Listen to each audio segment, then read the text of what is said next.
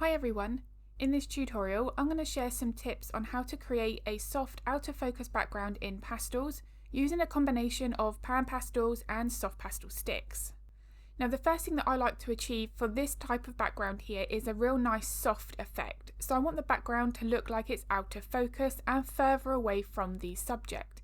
So in order to do this we have to be making sure that we are using real soft transitions and well blended colours.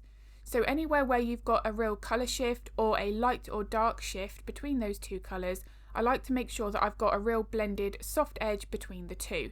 If I have any harsher lines, then that's going to give the appearance that that background is more in focus and closer to the viewer. So therefore we want to be making sure that if that happens, we keep applying our pastel and using the blending tools to really soften those edges further. Now the tool that I'm using here is an oval shaped soft tool. These work really well for getting in and around those small sections in between your subject. So as you can see here, I'm not just using the flat surface of the underneath of the sponge, I'm also turning my hand at times using the side of that applicator. This enables me to work right up against those petals. Now the real-time version of this tutorial is available on Patreon, and that voiceover that I've done there is while I'm working. So while I'm drawing, every process is explained in the moment, and I've had a couple of questions about how do we get the layers of pastel to look really smooth and really complement that out of focus effect. So this is one element that I really did focus the background portion on in this real-time lesson. So if you are interested in following along to this project, then I'll link all of the information to my Patreon in the description below. Now in order to create this background, what I've actually done is I've used a few PanPastels, you saw a green in view there, and then I've also sanded down some soft pastel sticks. Now the reason I've done this is I don't have the full set of PanPastels. I don't feel that I need them because the ones that I have pretty much done everything that I've needed so far.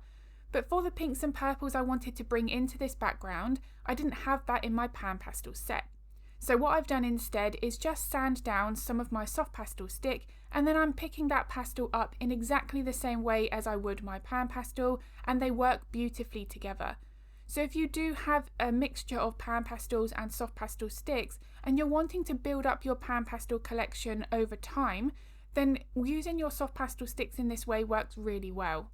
It's something, as you can see here, you're not able to identify which colours I've used the soft pastel sticks on and which are the PanPastels. Now in terms of the colours here, I want there to be that vibrancy with some of those pinks and purples, but I don't want them to be too light or too dark.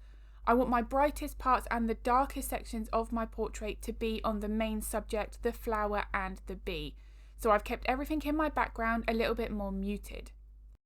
Now one question that I'm asked frequently is how much PanPastel should we be using?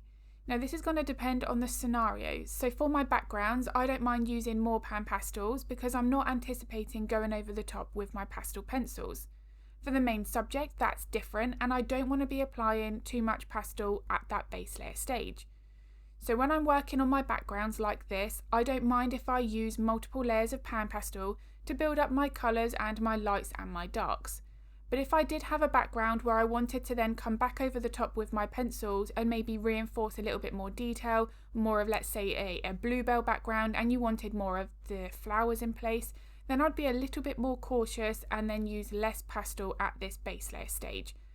It's just a little bit of trial and error, but if you do feel like your pastel pencils are gliding over your surface, then that's an indication that you've applied too much PanPastel early on and you have filled the tooth of the paper.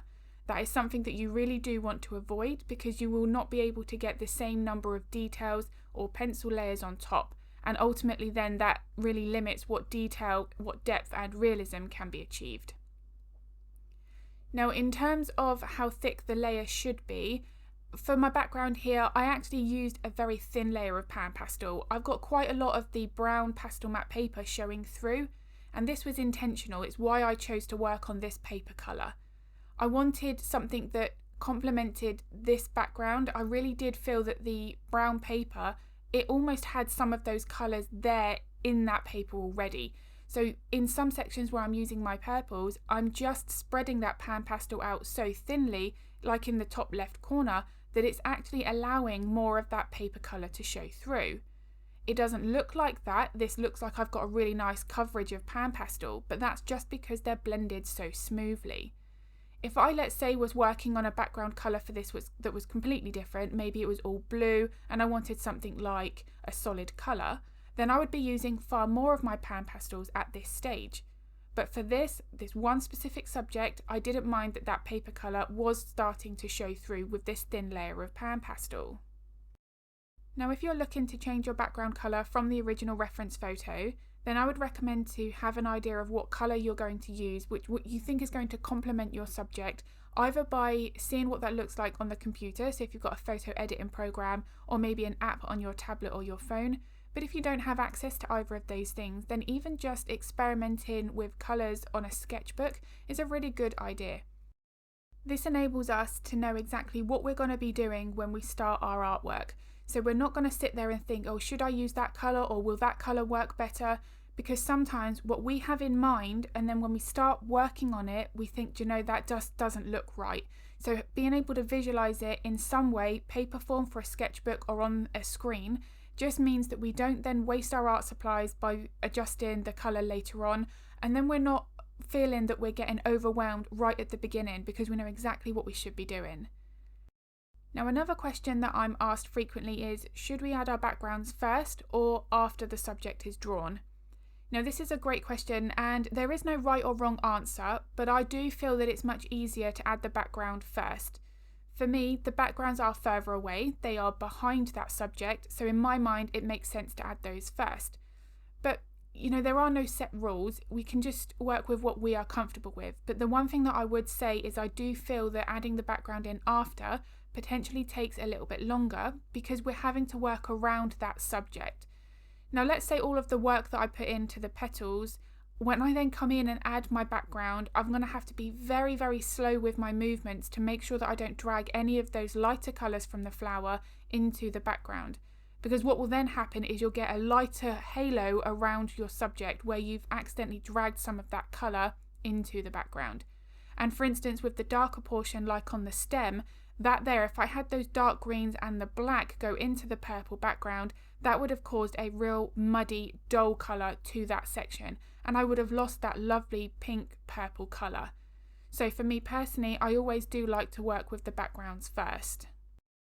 Now you can see here that some parts of the background have overlapped the petals, and that's absolutely fine. I would much rather that than have a gap of the paper showing through around the subject where the background hasn't quite gone right up to the subject. So I really do hope that this video has been useful. If it was, I would really appreciate it if you could give it a like and a thumbs up because it makes a huge difference to my channel.